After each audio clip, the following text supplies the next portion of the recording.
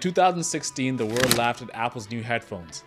They looked strange, felt unnecessary, and the internet couldn't stop with the jokes. Fast forward a few years, the AirPods aren't just a trend, they're a cultural staple. They're a must-have for anyone with an iPhone, and they're one of Apple's biggest moneymakers. But the real story isn't the product itself. Apple rewired the way we interact with technology, form habits, and they built a revenue engine that could run as its own business. I'm Moino Sinde, and this is The Underrated. We share stories that showcase game-changing strategies and moments that shape business, music, sports, and culture as we know it today. It's hard to walk a block without seeing a pair of AirPods in someone's ears.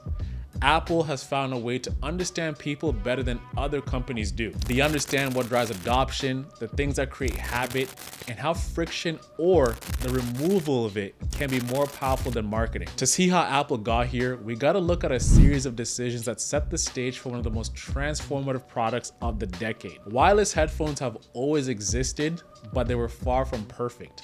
The connection would drop, the audio would lag, and they weren't as intuitive as they are today. For Apple, they didn't see a gap in technology. They saw a deeper problem in the way people interact with their devices. At the core of it, they knew that friction is one thing that slows down adoption, even when a product is technically better. They wanted to design a product that just didn't work well, but worked seamlessly that people wouldn't even notice it's there. The first step in them doing this was acquiring Beats Electronics for $3.2 billion back in 2014. Critics thought Apple had overpaid for overpriced headphones and a streaming service that only had 110,000 subscribers. For Apple, it wasn't about the products, it was about the culture, connections, and the insights that came with it. They bought Beats to have access to industry knowledge, audio expertise, and human curation that would allow them to reshape the way people consume music. Apple took a different approach in how they viewed making headphones. Their goal wasn't to make something technically superior.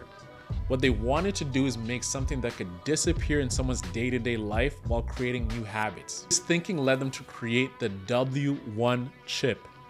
This is the chip that allows AirPods to instantly pair with devices, switch between other products, and operate without requiring the user to think at all. It wasn't anything flashy, but what it did is it acted as a behavioral feature that would embed the product in daily routines without you noticing. I know you all remember this. In 2016, they made a crazy move in removing the headphone jack. This, of course, came with a lot of backlash and criticism from their customers. But what it did is it forced people to buy adapters or wireless headphones that would only work on the iPhone. By removing the headphone jack, customers were already faced with friction. And by design, Apple had the AirPods waiting for them as a solution. Most people didn't resist this, but they were forced to adapt to it. And through this adaptation, Apple began to reshape behavior without ever having to explain it. The design of the AirPods followed the same logic. The white stems and the minimal shape were meant to be seen and talked about. Every person who wore them became an instant ad for Apple. The ridicule, the memes, and the jokes only sped up the adoption. That exposure through mockery built familiarity, and that familiarity lowered resistance. By the time the design normalized, AirPods were part of the cultural landscape. Let's look at the numbers.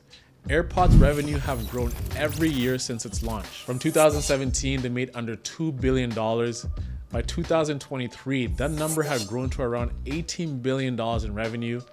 And by the end of 2025, AirPods were roughly generating $26 to $28 billion annually. To give you perspective on how massive this is, AirPods are generating more in revenue than what major tech companies do in a year. Apple also dialed in on aspects of the design that can be overlooked. The AirPod case was more than a battery pack. It was designed to create a habit loop.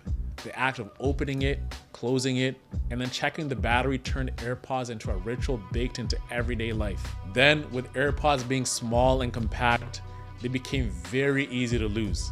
For Apple, loss became predictable and the replacement became part of the routine. With this, they gained a quiet stream of repeat purchases worth billions of dollars every year. Apple never positioned AirPods as an audiophile product.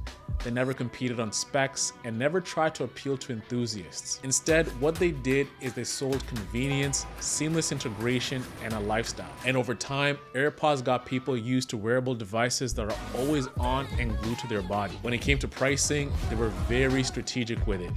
They made it high enough to make them feel valuable, but low enough where people didn't even overthink the purchase. It landed in that sweet spot where product adoption came effortlessly. Despite generating billions of dollars every year in revenue, Apple never makes AirPods as a standalone category. They remain quietly buried within wearables category, avoiding scrutiny while dominating the market. Consumers didn't adopt AirPods.